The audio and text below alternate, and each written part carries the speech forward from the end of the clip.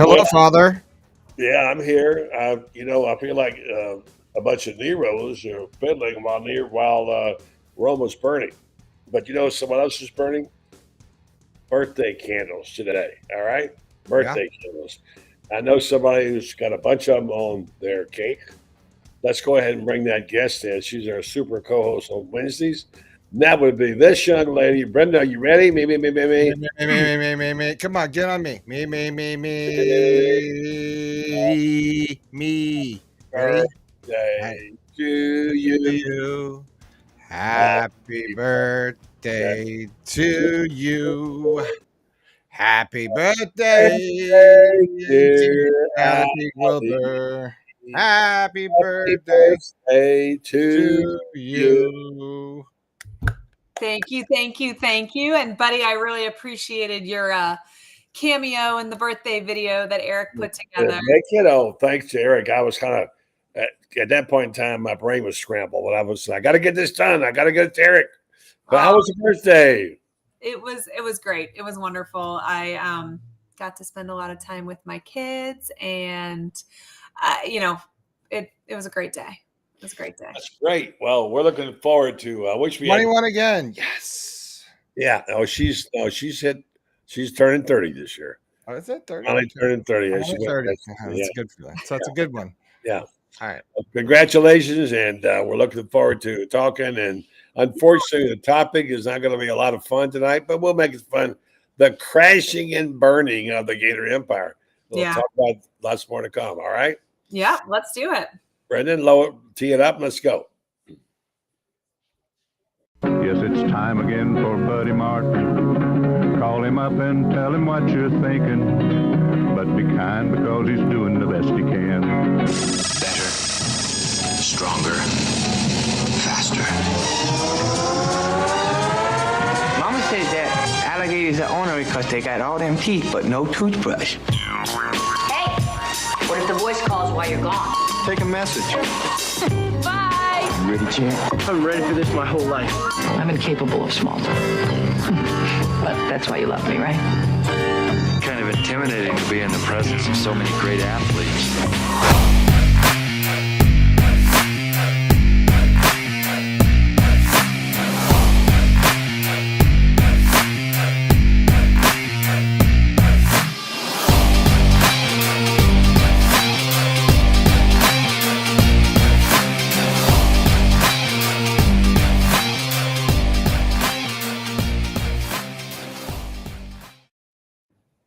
Good evening. And tonight we're going to celebrate a birthday and unfortunately sort of commemorate a crashing and burning. I didn't think things could get this bad in my lifetime at University of Florida, but what we got on our hands is a mess. And Alec, you've talked about it now for a while. We talked about it incessantly around the last 4 or 5 days. People can't get enough of it, seems like. Yeah. And let me just say, here's the thing. I know everybody had their own personal feelings about this whole thing. And sometimes you got to get personal because it is my university. We talked about this some last week. Yeah.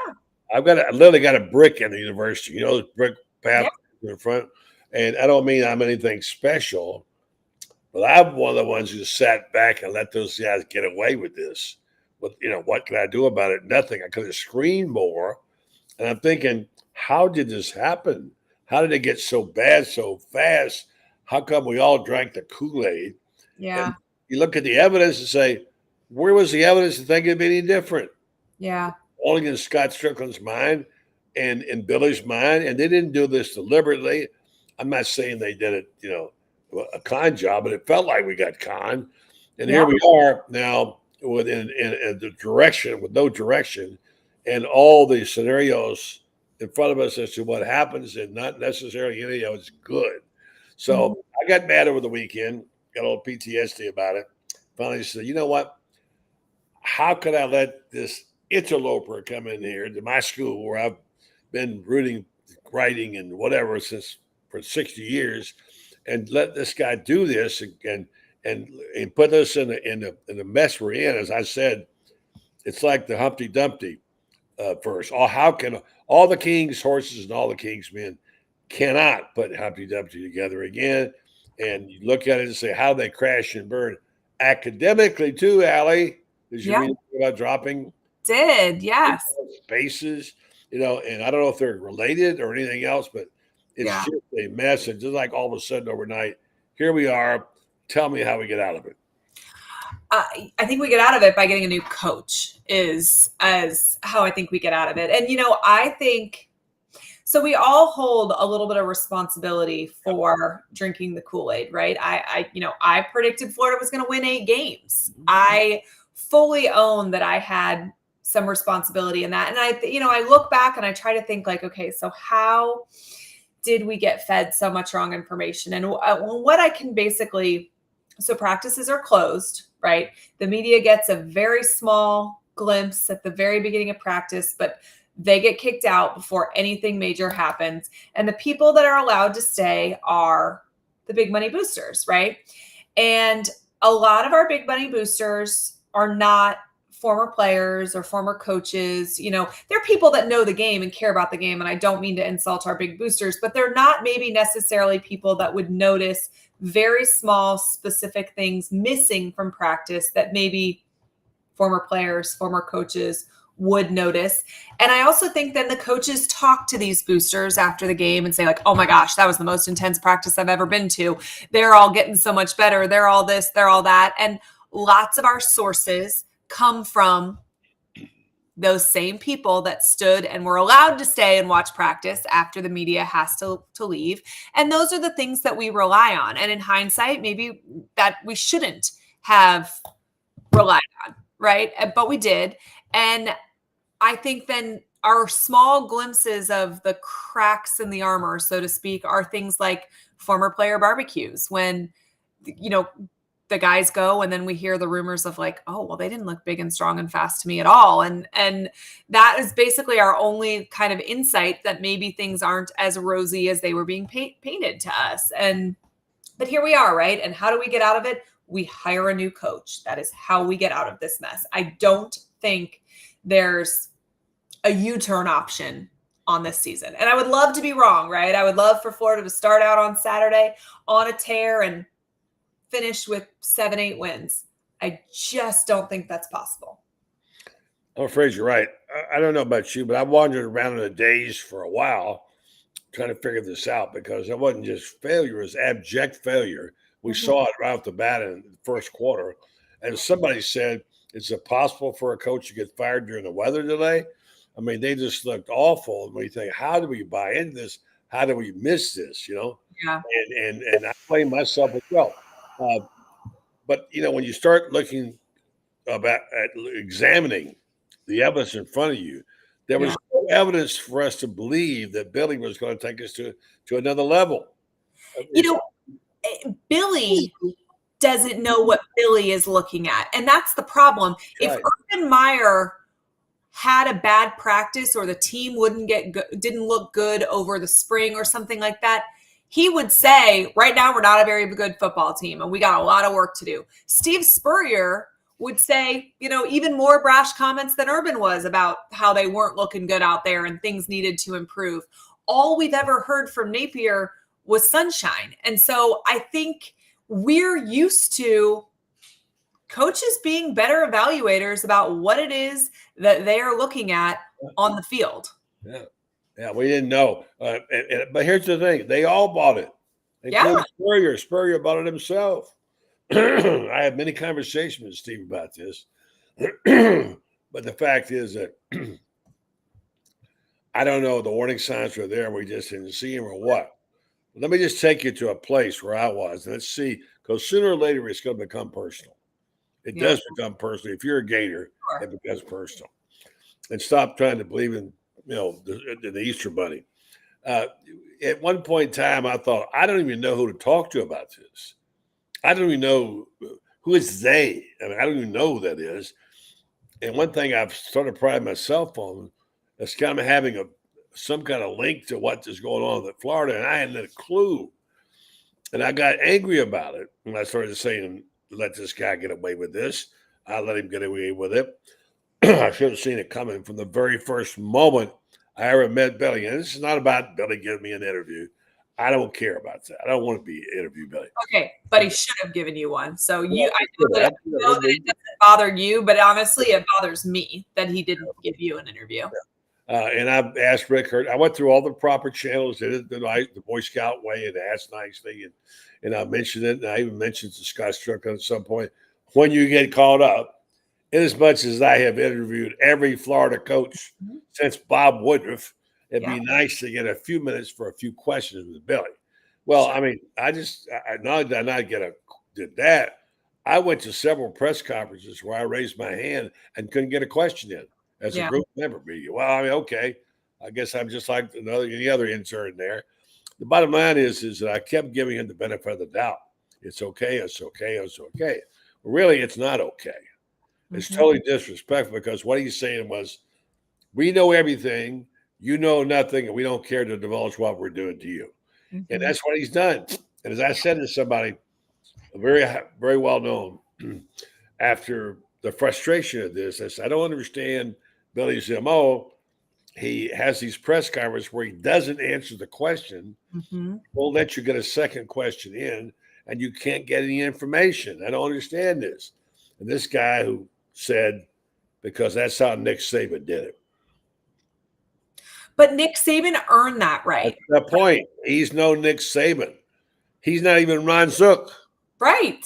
So Ron Zook is sitting in his lake house in Ocala going, man, I wish somebody had given me this much grace. Absolutely he is. And Zucker, and by the way, his record looks pretty good now. Right. Heck yeah. And he beat our rivals. Yeah. So my point is that this happened.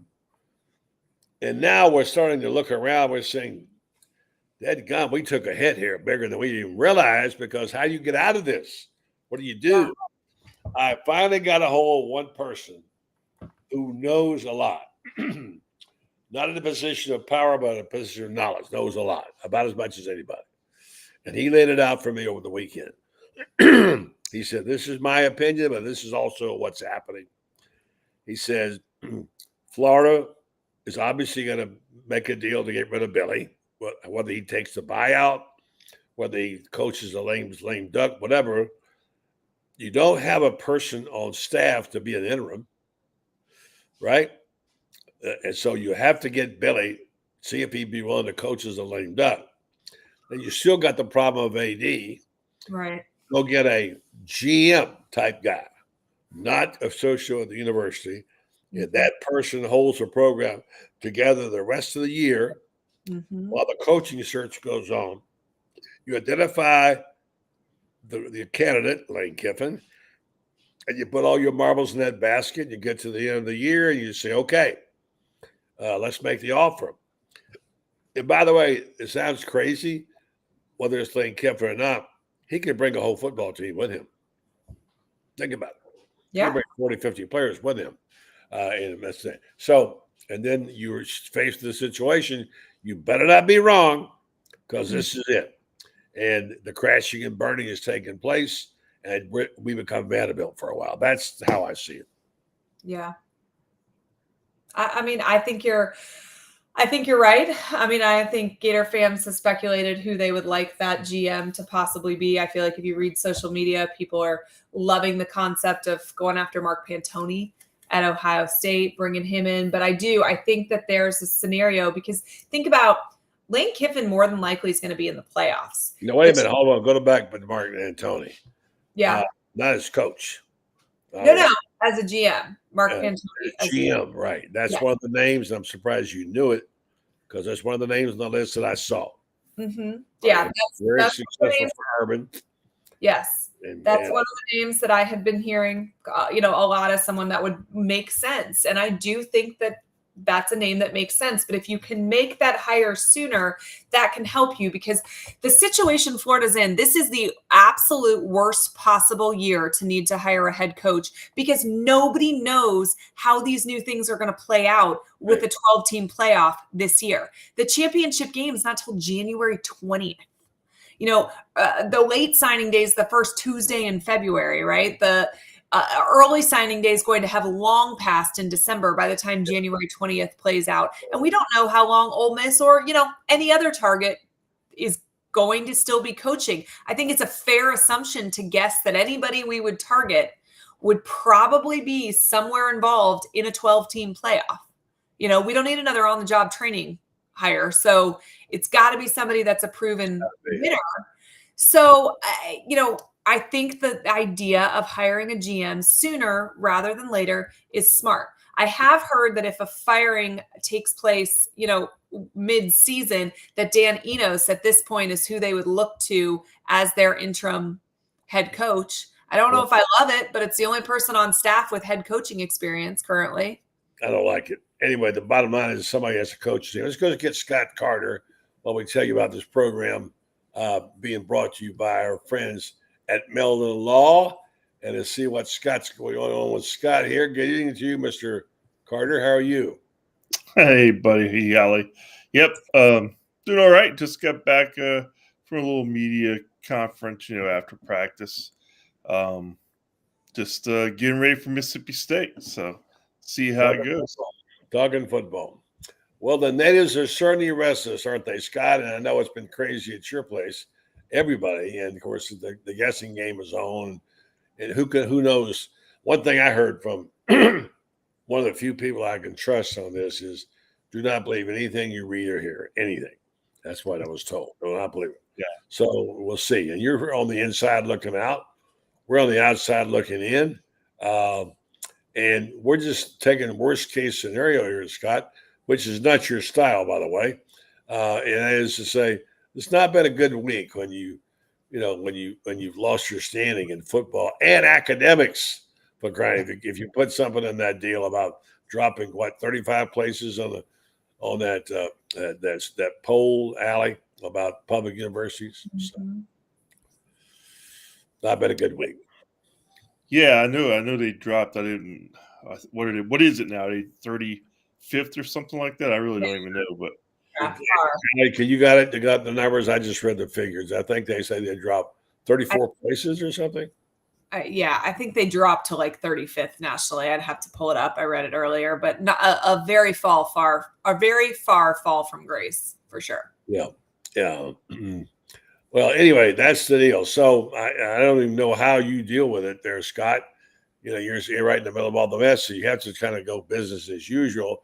There is a game to be played against Mississippi State on Saturday. I don't know how I can move the needle in one way or the other. It could make it worse, I guess, if they lost. A team, of course, as we know, lost to Toledo. So inside the building, as they say, Scott, you're there. What's it like?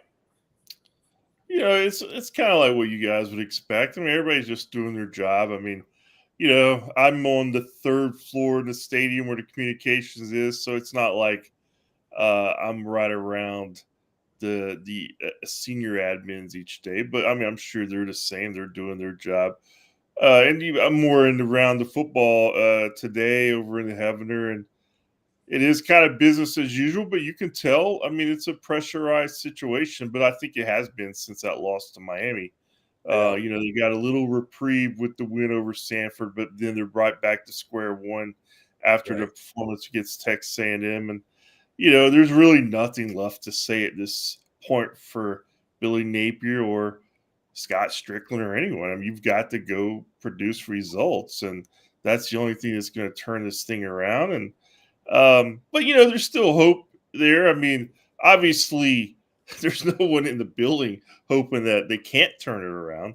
I mean, these people care about the Gators. They care about what they do, but at the same time, I'm kind of, I'm one of those mid people who I haven't been there as long as a lot of the people. And also came from outside the athletic industry, the college athletics.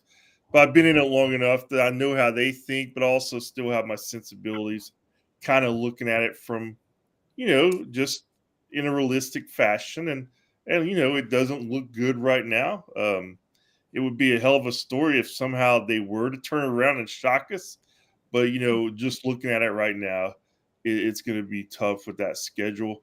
But bottom line, the only thing they can do is go to Mississippi State, play better, get a win, and do it again the next week after the bye week against UCF. That is the only thing that you can do to get the noise, off your back. Yeah, and Scott, Curtis, you're right in the middle of all this, and you can't really comment one way or the other on some things. But Allie and I were talking about this earlier. This is the thing. It's not just that they lost ugly. They got their brains beat our teams, and we thought we got our hopes up. Everybody, even the HBC, was getting excited about trying to get this thing going, and we're shocked that this turned out this way. And Allie, it's how they lost, not just that they lost. Yeah, I mean, I think, and you talk about the Miami and the Texas A&M game. Florida lost by a combined 27 points. It's not that they lost to Miami, who looks like they're one of the best teams in the country. It's not that they lost to Texas A&M, who, by the numbers, has a higher talent profile than this roster does. It's the fact that there was not a single solitary second of either of those games where Florida was actually in it. And I think that, a year 3, that is frustrating. Scott, I saw you tweet something today, and I actually almost took out my phone to text you, but it was a quote from Napier where he said, I think we got to recreate the game for the players, and emphasizing making reps real versus scout team this week in practice. And I have joked on this channel for a very long time, and my own, that the actual thing that Florida football does worst is PR. And that's all I could think when I saw this quote. Because what? Were you not doing this from the very moment? How does that even warrant being said? Because that's football 101, right? I'm floored at some of these statements that come out. Yeah, I mean, that was a tweet. On those tweets, obviously, I'm just trying to tweet some of the most relevant stuff he's saying. And that was from the SEC conference call this morning, which isn't a video. But now, and I didn't really expect a reaction like it did. So Dave Walters, who actually asked the question, I ended up retweeting the entire clip, and fans can make their own judgment. I think what Billy was trying to say was, just ask, you going into a week like this where things haven't worked in the first 3 weeks, what are some things that you're trying to do? He mentioned that, you want to make sure those reps against the scout team are game-like. He also mentioned the in-between plays, turning up the intensity there so it's more game-like. So obviously that can be interpreted in a lot of ways. Fans certainly had their own interpretations, but I was, that certainly wasn't, I wasn't taking a shot or anything. It was just something. No, I know his own words. You didn't take a shot by any means, but that is a frustrating statement to hear, no matter what the context, right? As a fan, because these are the things that Florida fans have been complaining about for 3 years. And, we live in basements, right? And we don't know football, but we know effort when we see it. We know enough intensity when we see it. And if you're telling me, oh, maybe we need to turn up that intensity at practice to get the outcome we need, shoot, why did you not turn up that intensity 2 years ago? Exactly. All right. I'm going to jump in real fast and hear from our sponsor, and Jeffrey Meldon, and we've got David Moulton standing by. Let's see if we can put Humpty Dumpty back together again. Okay, guys? Stand by while we do this. Hear from Jeffrey Meldon. Meldon Law doesn't mess around. You did something terrific for the Florida band, man. Tell me about it. Well, about 3 years ago, our dear friend Freddie Wiebe comes to us and said, the University of Florida won't buy the band a box truck to move their equipment around in. And when they go to Florida State, they go to Jacksonville or whatever, they don't have any, they have to rent trucks and stuff like that. So we collaborated and we put together a deal where we provided them a beautiful big box truck, and we wrapped it and with Meldon Law and the UF band. And by the way, the UF band was voted the best band in the country in August of 2023. All right. Thanks very much, Jeffrey Meldon Law. They won't back down. Let's go talk to our friend David Moulton and see if we can put Humpty Dumpty back together again. I guess this thing is so stunning is how far and how fast they fell from their perch. It hadn't been that long ago when this was the Everything University. And academically, and they even fell in that department. And David, from your perspective, what's this week been like? I think it was the week that the Billy Napier era ended. at Florida, whether they, obviously didn't make it official this week or next week or whenever it's going to happen. I think this is the week in which it's difficult for even a Billy Napier supporter, a person who was really, really rooting for Billy Napier to make it. I think this past week was the week in which you went, I'll be damned, this isn't going to work out. Yeah. There's a certain hopelessness about it.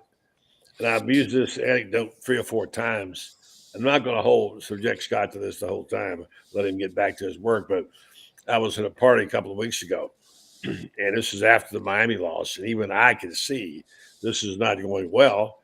And this real dedicated fan, longtime Gainesville family, been there a long time, was at this party. He was asking our host about what was going on, what was going to happen. He said, well, I don't know, ask Buddy. He asked me, and I offered an opinion or two and whatever about how things were. I couldn't be very encouraging. So I went and said goodnight to the host. I came back through. He grabbed me by the arm. He said, please, can you give me some hope? And I said, you know what? I'd really like to, but I'm sorry, I cannot.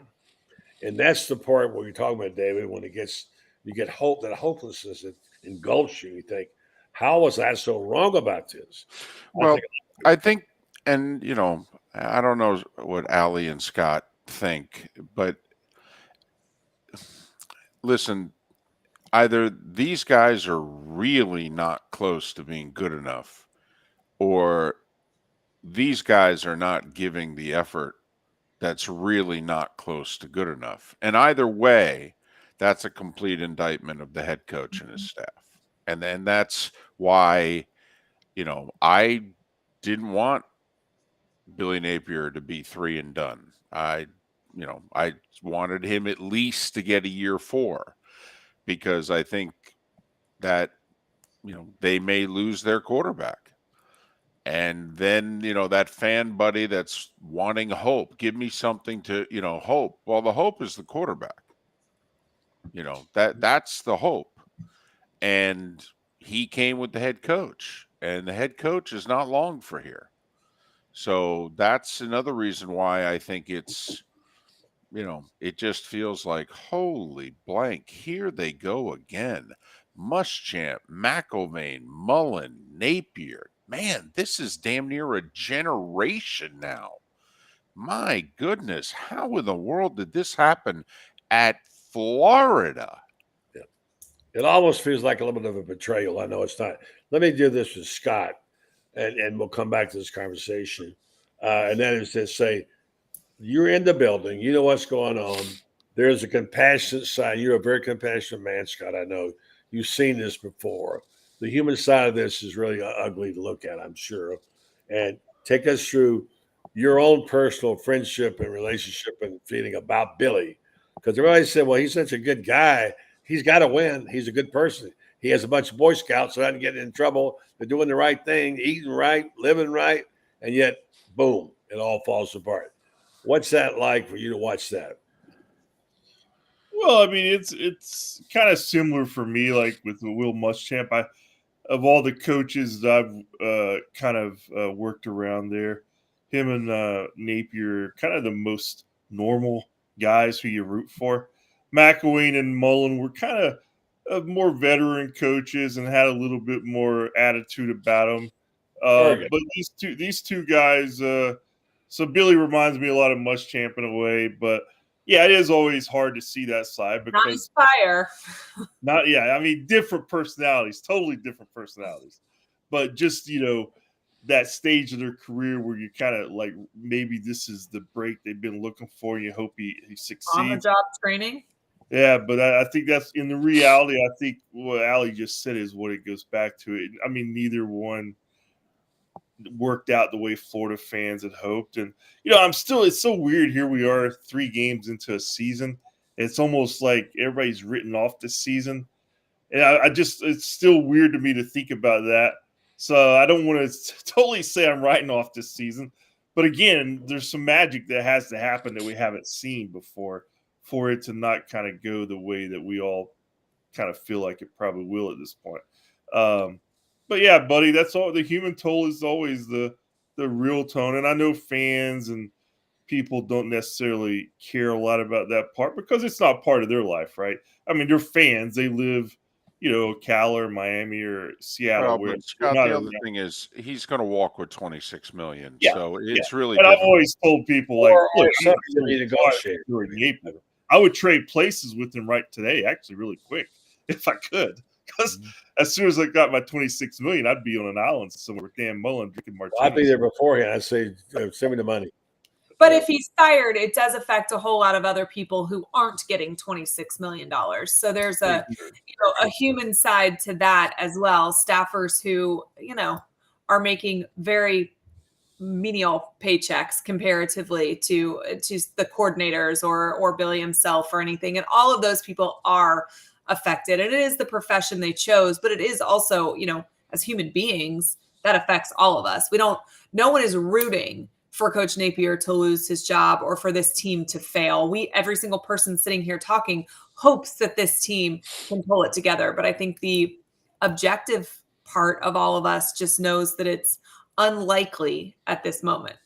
Let's just take a minute here to go over this thing. And I want to get all of your inputs about it. Scott, is that your first rodeo? You've seen this a lot, I'm sure. And David, you haven't, even Allie. The fact is how this whole thing took place. And you think about, well, Florida got it right twice, right? But neither time did they go out and take a truckload of money and throw it at Spurrier or Meyer and say, here, we'll buy a championship. It all had to evolve. By no stretch of the imagination should Spurrier have come in and been as successful as he was. There was nothing in his track record to indicate that he was that kind of coach. I don't know. I don't know. He wanted Duke. Get it. I get it.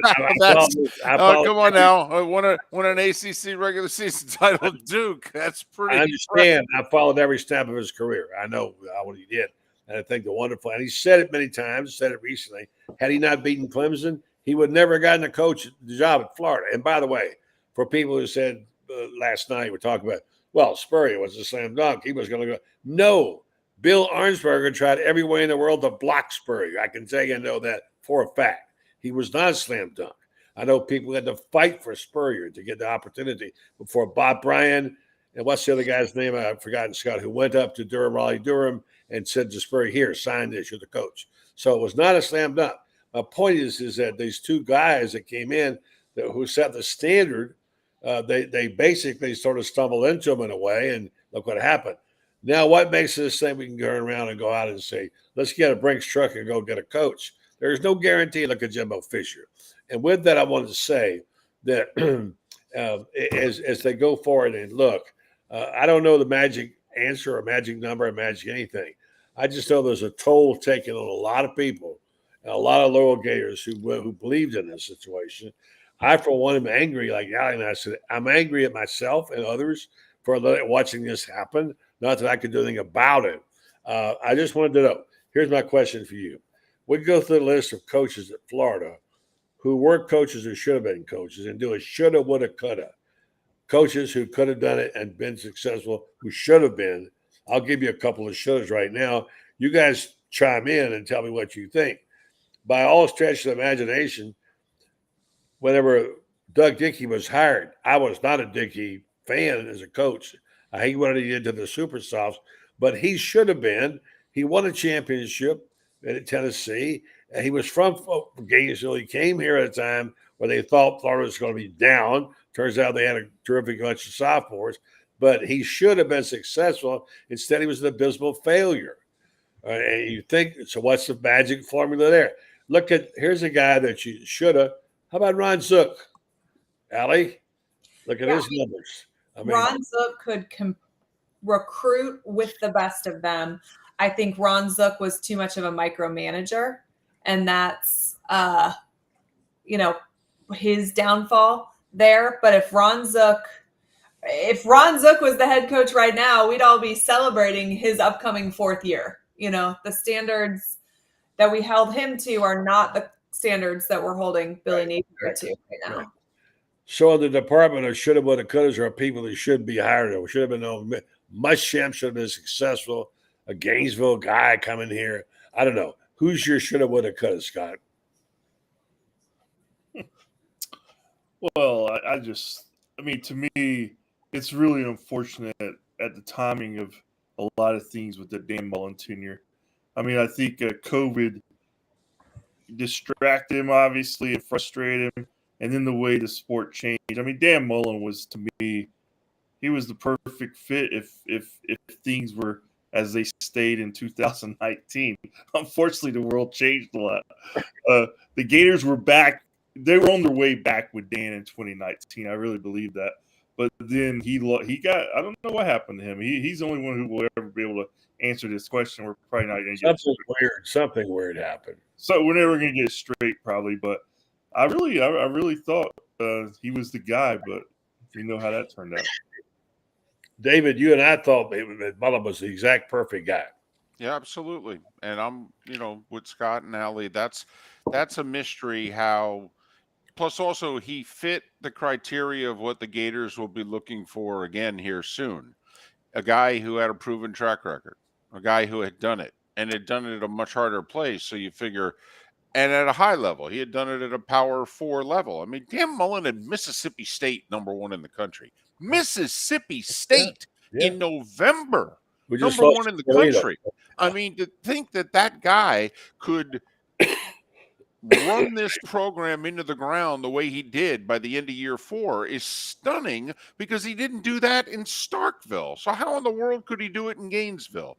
So I think that's always going to be a mystery to us. But I got to admit, buddy, if I was a Florida fan, I wouldn't be. I don't know what could be learned really from going all the way back to Doug Dickey and thinking about what nothing to learn from it. To me, there's 3 coaches that have been hired in the last 35 years who had gotten it done at the Power 4 level before they were hired here. And that was Steve, Urban, and Dan. Okay. And between the 3 of them, they really only had, Urban had the one bad year and Dan had the one disastrous year. So that to me is, if you're going to learn anything, no more, I guess no more guys who have gotten it done at the group of 5 level.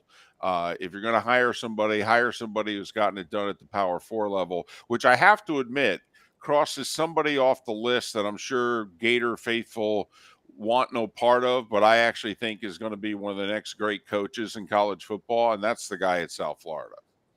Okay. And I understand it's probably too big a leap right now for the Gators, and Gator fandom would lose their mind.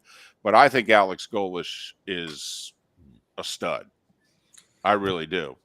Not enough credit, I don't think, for the Gator fans. They're not going to blame. No, I know. I understand that. And, group of 5, and it'd be like, no. And I get it. But I do think he's going to be a big success at the Power 4 level. Fair enough. That's fair enough. And then as we're picking and we're throwing a name out there that's not Lane Kiffin, because I think he's the leader in the clubhouse. Oh, no, there's no doubt. But I'm just saying, if you're watching Saturday night, and you got to remember when you're watching South Florida and Miami Saturday night, you've got to realize that South Florida football program went 3 years where they won a total of 4 games. Mm-hmm. That program is 18 months removed from winning 4 games in 3 years, and 3 of those 4 wins were against FCS schools. They won 1 FBS game in 2020, 21, and 22. 1 FBS game.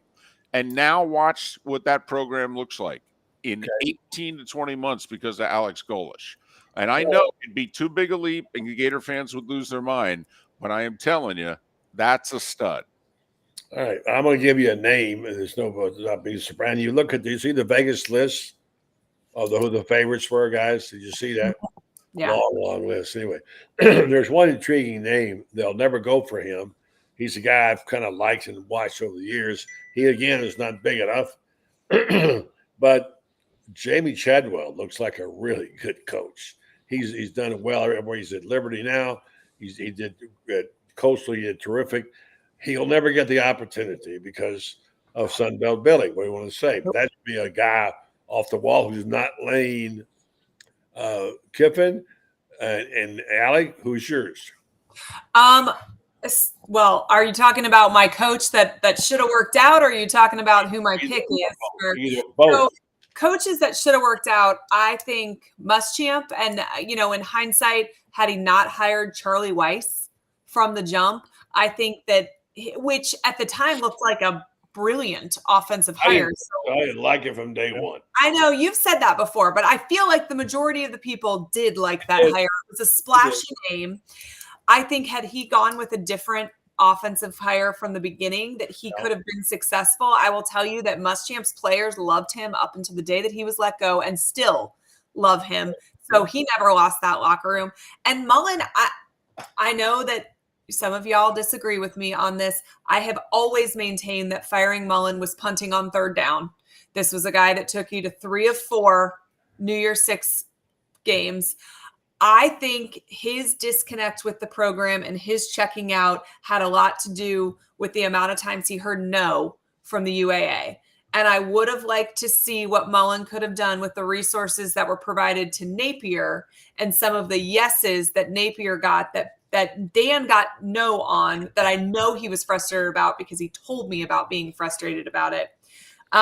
In terms of coaches, I do think it's kind of lane or bust. I will tell you, while I think that Golish is going to need some time before he's really ready for a conference like the SEC, he said something so interesting on Jim Rome. He said, close games are for losers, and that there's absolutely no silver lining to him in playing a close game against Miami. And that is the kind of attitude Gator fans want. Don't give us the silver lining. Don't tell us we're close or we had a great week of practice and unfortunately it just didn't translate. Just give us the freaking win. And so the attitude that Golish has would be enticing to Gator fans, but I feel like everybody's kind of lane or bust at this moment. All right. Scott, I had a question here about an injury. Who was it we had earlier? The wide receiver who's out. Trey Wilson. Wilson. What's his status and what's going on with him, Scott? Well, Billy was asked about that tonight, and I have not actually had time to look at the injury report to see what he was listed because it came out at 8:10 p.m. Have either one of you guys listed? I know he was still going to be questionable. I don't know if he's going to play or not, but I would like to know what he was officially listed as.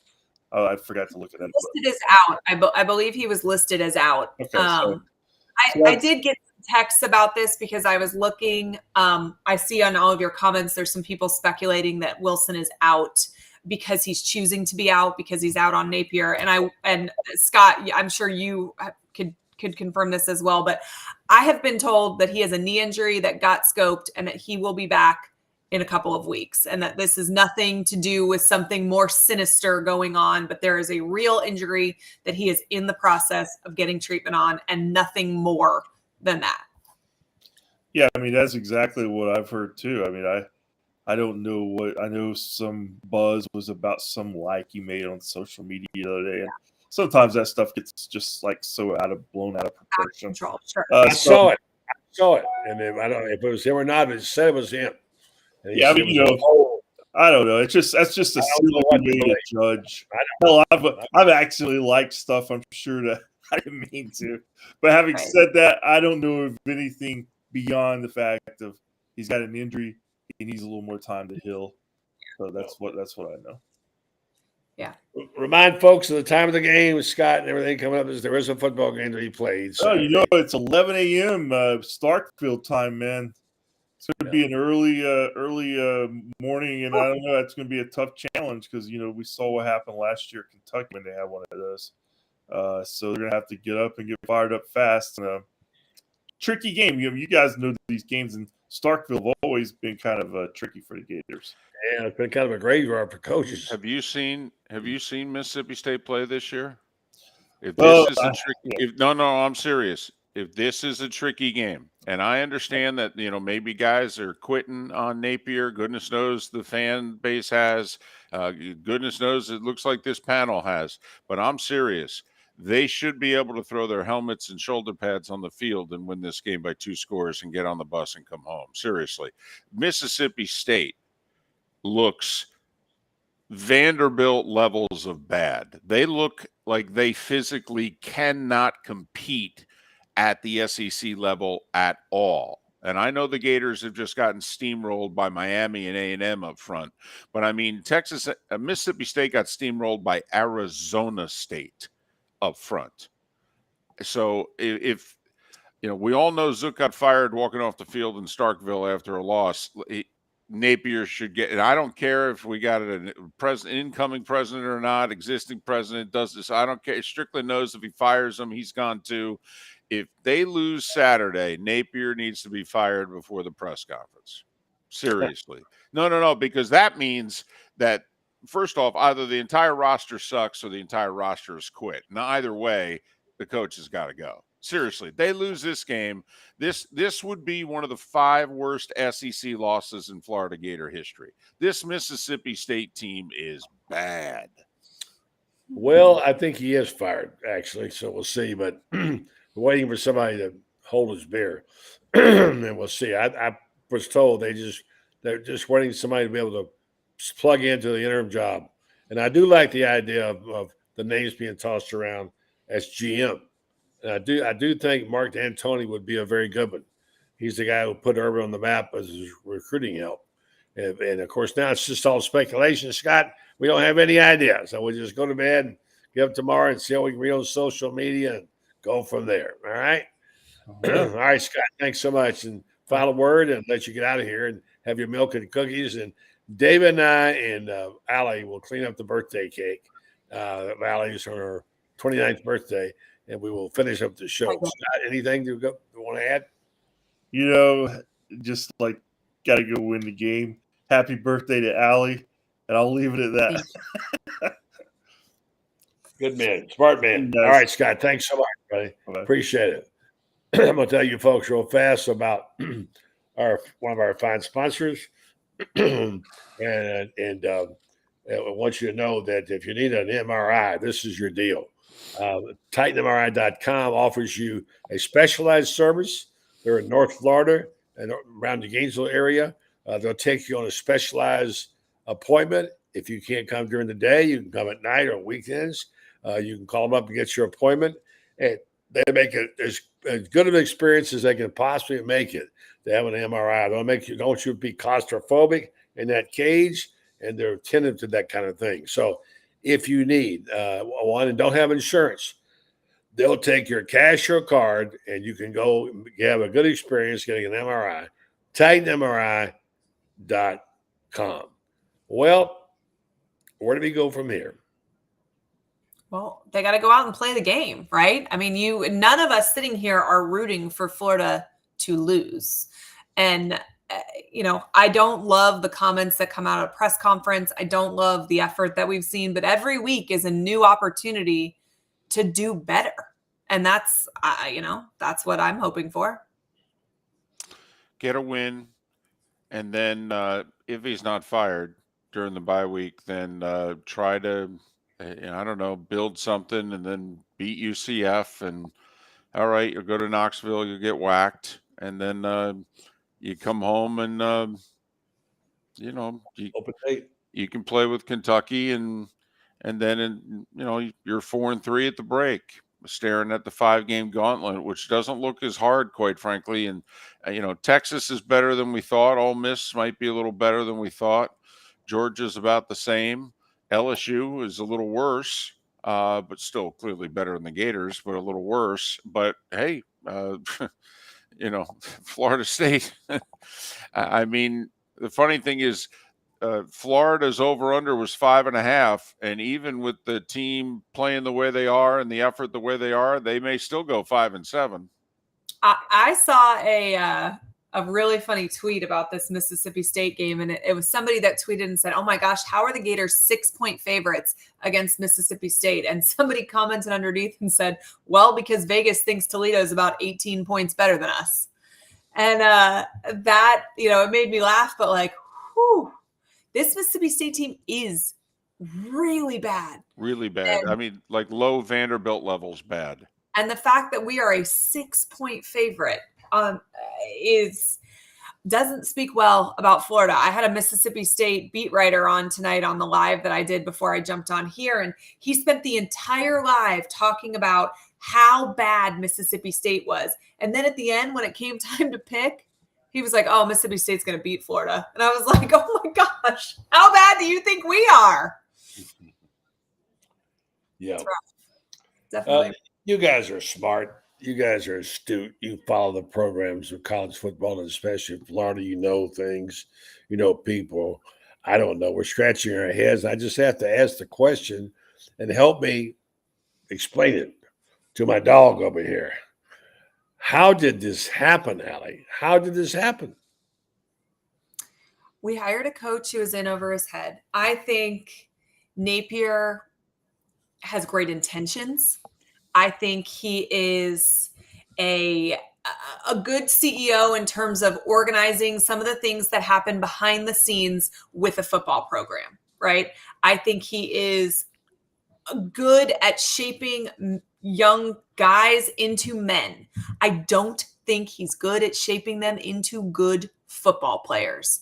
And, I keep thinking about this tweet I saw when he was hired, and it said something to the effect of, LSU had no interest in a coach from their own state. Florida was very excited about this hire.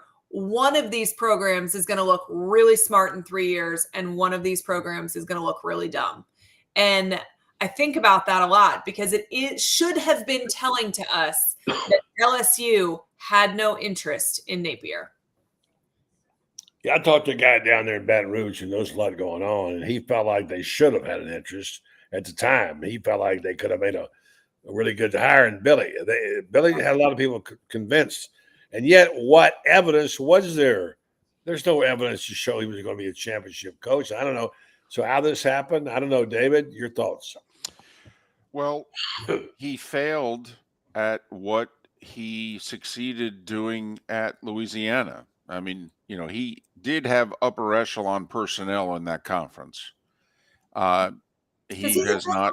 He is a good recruiter, and that's part of that, right? Like that's why he had good talent in that. Yes, but this is a whole different animal, and the world changed on him, and he walked into a situation that I think was all worse than we thought. Not only in terms of the roster, but in terms of where Florida was with NIL, and so he didn't walk into as good a situation as I think we thought he was walking into. But if you remember, at least this is how I remembered it, his very first presser, he said this is a line of scrimmage conference, and we are going to be really good at the line of scrimmage. He also said we're going to be really good at the details. Right. And I think that is a line that has come back to bite him in the butt too, because I am not seeing detail oriented. We were at the Texas A&M game, and our seats are section 23. They're in the north end zone. And because the game started a little after 4:30, we got to see a lot more warm up than we normally do. We're normally like dragging the kids in 30 seconds before kickoff. And the D lines of both programs warmed up in front of us. And Texas A&M did first, and they were doing a warm up where they are doing a swim drill, right? And Texas A&M is all out, every single player, all the way down the line. And the coach is barking at them, and they're barking back, and every single player looks like they're giving 100% effort. Then Florida's defensive line goes to warm up. And I kid you not, Florida's players were like literally patty cake with their coach all the way down the line. But coach didn't say anything. There was not a single person on these players that, hey, that's not full out. That's not full effort, getting in their face, anything like that. They accepted the half-assed effort.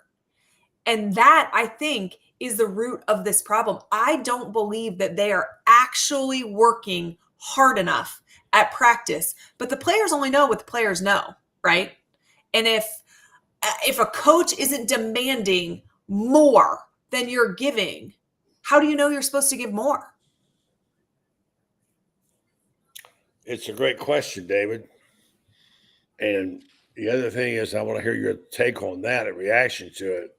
And I want to tell you what somebody in a very, very distinguished role and a great football mind told me about what he saw in the practices. And I can't tell you his name, but if I did, it would blow you away about what he actually saw. And he was looking for good. But go ahead and respond to what Ali said. Listen, he's failed. I mean, he's failed. He hasn't gotten the job done. He hasn't brought in enough talent.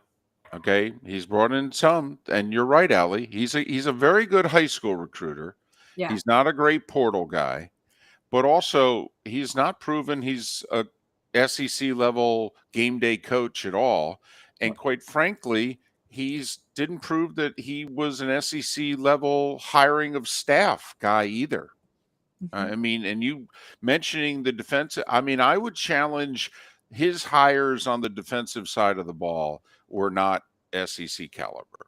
I mean, I'm sorry. The coordinators and I've not liked Florida defensively. They look for 3 years. I think they've been out of position. For 3 years, I can question their effort half the time. And man, do they blow assignments. My goodness, and this does go back a little bit to what Ali is saying, which is there doesn't seem to be any consequences for anyone ever. Can't get the right number of guys on the field. Ah, shucks, we'll do better next time. Okay. We're trying hard. Yeah, we're trying hard and working on it in practice. This is the SEC. Give me a break. Yeah.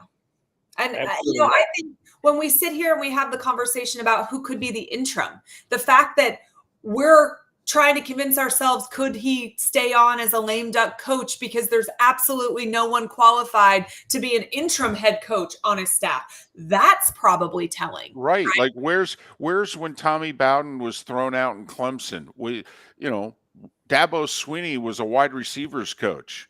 Okay, but it doesn't even have to be someone to the level of Dabo Swinney. Where's the Alex Golish that's on this staff, quite frankly? Heupel's right-hand guy at Tennessee to help get that program started. I mean, you're right.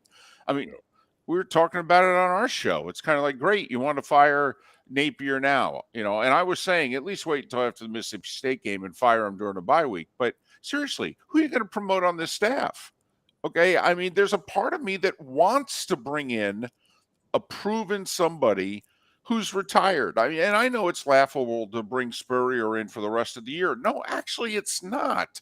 Okay, Steve knows what it takes to win at a high level. Steve he'd know the guys. He also would know the players that would say, no, these guys are dogs. Get rid of them. These guys are dogs you can play with. Keep them. Seriously, we need a pro. We need somebody who knows what they're doing to come in here for the final 8 games of the year if they're going to make the move. I saw somebody in your comments comment this, and this is who I would bring on the staff. If I'm giving somebody on the staff an opportunity to be an interim head coach, I'm giving it to Billy Gonzalez. He's the only person on the staff that knows what a winning program looks like. He's done it here. He's been a part of it at LSU. If you're going to give somebody a shot, I'd give it to Billy Gonzalez. I don't. But think about the number of people he brought with him from Louisiana.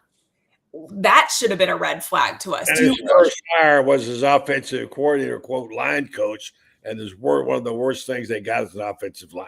Yeah, I mean, I just think if you have 100 staffers at Louisiana that are SEC caliber, how the hell are all the other SEC programs leaving them on the staff at Louisiana until you make the move? It just doesn't. There is red flags when we look back, and truth be 100% told, I was never thrilled about the hire to begin with. I'm going to support whoever the head coach of the University of Florida is, and so I can get on board because it's our next guy and it's what we're doing for 3 years. But this problem was created because we decided the Dan Mullen problem was a bigger problem than making sure we had the right piece the next time around. If you were going to fire Dan Mullen, you should have had exactly like what happened when Ron Zook was fired, and that is Urban Meyer in the bag prior to the firing happening. And the other thing, quite frankly, if we're talking about firing Billy Napier, then we have to talk about firing Scott Strickland at the exact same time. Absolutely. Oh, yeah, you don't get to make a third hire. Sorry. Well, right. So now, I mean, do you let them both be lame ducks for the next 8 to 10 weeks, or do you fire them both on Sunday? You hire a GM and take over. Yeah, I agree. Back to the point real fast before I forget about it. You're talking about the routine and how poorly they practice, whatever. This is told to me by somebody really, really top notch. They watch the practices from afar, and they observed over and over again. Didn't have much to say about them. But then he told me, he said, I don't know what I was seeing. This is a very well experienced eye and a guy who knows what he's doing. He said they would get their one-on-one drills, their offensive, defensive linemen. They all get together and go one-on-one. It'd be a bunch of hollering and yelling. And the offensive guy would get the better and they'd go, yeah, they'll pat him on the back, whatever. And they come back and do it again. Next time, the defensive guy would get the better. Hey, I don't want to go out. Never did they one time say what the guy was doing wrong and coaching the guy out of the habit. In terms of the attitude, in terms of what you're talking about, I don't even know these guys were properly even coached. They were coached right. I don't believe anything they did was the right. I mean, I have no faith that the right coaching technique was. And Billy kept telling us, "Oh, we're getting better. We're doing this better. We got new people. We got new coaches. We got a new attitude." Didn't get better; they got worse. So I had Steve Harris on this week, and something he said to me that was so interesting. He said that when he was at the scrimmage over the summer, that when mistakes were being made, he was calling out, "Hey, you got to do blah blah blah. You got to whatever." And then eventually, a staffer came over to him and said, "Hey, they'll correct him on those things when they watch film tomorrow. So don't worry about it today." Yeah. And he was like, "What? Like we're not going to call out while it's happening what you can do better so you can get better the next play? You're going to wait until tomorrow when you go over film? Like, in what world does that make sense?" Yeah, and you're right. And all the coaching is done in the film room, not on the field. But take the moment right then and there and correct so that the next down it can be better. Yeah. I certainly how Urban and Steve did it. I know that. Hey, guys, great job tonight, both of you. Thank you so much. Allie, happy birthday to you. David, happy birthday, Allie. Thank you. You can send her a check for her birthday. It'll be fine. So that money, is that the stage Allie's at now? She'll just take cash. I mean, what is that like? When we were all like 8 to 15, it was like, cash will do. Thanks, David. Good to talk to you, my friend.